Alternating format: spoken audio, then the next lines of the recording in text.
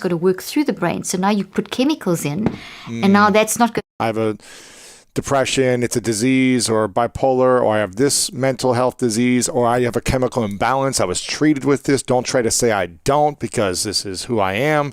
Do some people have that, or is that... That's a result of...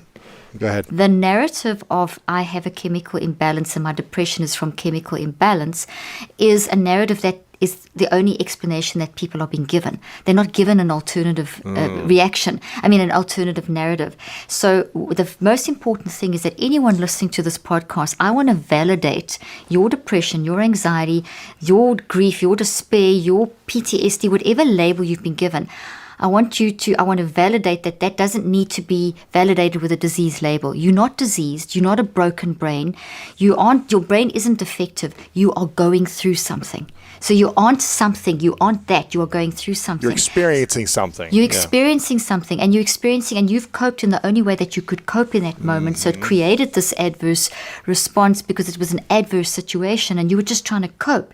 So what we have to do is go through a process of embracing and processing and reconceptualizing.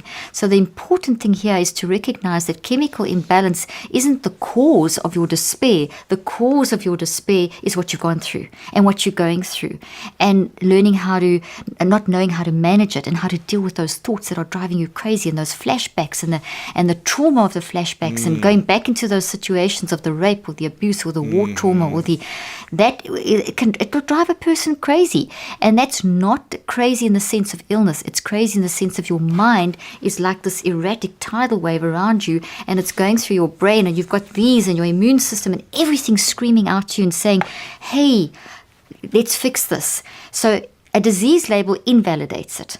And for a moment, it might be nice to know, okay, well, there's a label to how I feel, because it kind of gives us feels like we've got a bit of control.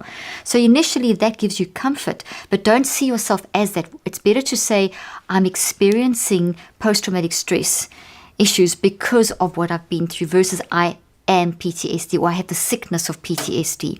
Right. It's better to say, I'm experiencing symptoms of bipolar, these intense swings because of my whole story, than saying I have bipolar, I have a chemical imbalance. I mean, just researchers coming out the other day showed that we've got to stop saying this. The top psychiatrists that lead this field will tell you we've got to stop saying this, that there's no ways that serotonin imbalance, you can't even measure that.